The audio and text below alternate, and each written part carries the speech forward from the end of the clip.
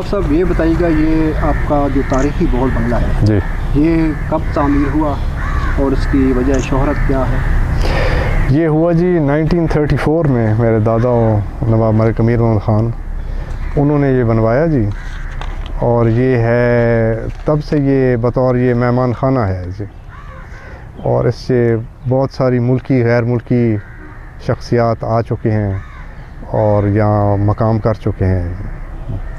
سر کون کون سی شخصیات آ چکی ہیں جو ہیڈ آف اسٹیٹس، چند نام بتا دیں جو ہیڈ آف اسٹیٹ میں جی ملکہ الزبتھ، برطانیہ کی ملکہ الزبتھ آ چکی ہیں جی، اور شاعران آ چکے ہیں جی، شاہ فیصل سعودی عرب والے وہ آ چکے ہیں، شاہ حسین اردن کے جی، جو اور پاکستان کے تو تقریباً سب بھی قائد اعظم آ چکے ہیں جی، قائد اعظم اور گورنر جنرل بہت سارے، صدر بہت سارے، وزیر اعظم تقریباً سارے ہی آ چکے ہیں جی۔ سر اسے بوڑ بنگلہ کیوں کہا جاتا ہے؟ اس سے بوڑ بنگلہ یہ جو آپ دیکھ رہے ہیں پیچھے، یہ ایک بہت بڑا بوڑ کا درخت ہے جی، تقریباً 400 سال پرانا، تو اس کی وجہ سے یہ بوڑ بنگلہ ہے جی، کیونکہ اس کے ساتھ بالکل یہ بنایا گیا ہے جی جی۔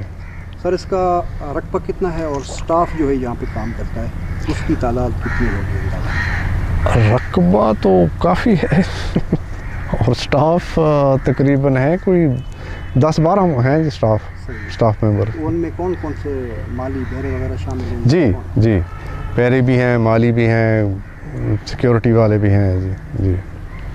سر یہ جو تلواریں لگی ہوئی ہیں اینٹیکس، جی جی سر ان کے بارے میں بریف کیا آغاز کیجیے۔ جی، یہ ہیں جی، کیونکہ یہ ہماری خاندانی تلواریں ہیں جی، اور یہ ہیں پرانے زمانے سے آ رہی ہیں، کیونکہ ہمارے آباء و اجداد آئے ہیں سلطان محمود غزنوی کے ساتھ جی 1025 میں، تو تب سے یہ سلسلہ چل رہا ہے۔ تو تلواریں ہر ایرا کی ہیں، مطلب پہلے زمانے کی، پھر اس کے بعد کی، اس کے بعد کی ہر زمانے کی تلواریں، کیونکہ وہ بھی تلواریں بھی ظاہر ہے وہ بھی چینج ہوتی رہی ہیں زمانے کے ساتھ ساتھ، تو یہ ساری وہ پرانی قدیمی تلواریں ہیں جو ہمارے خاندانی اپنی ہیں اور استعمال ہوئی ہیں جنگوں میں بھی اور ویسے بھی ہیں۔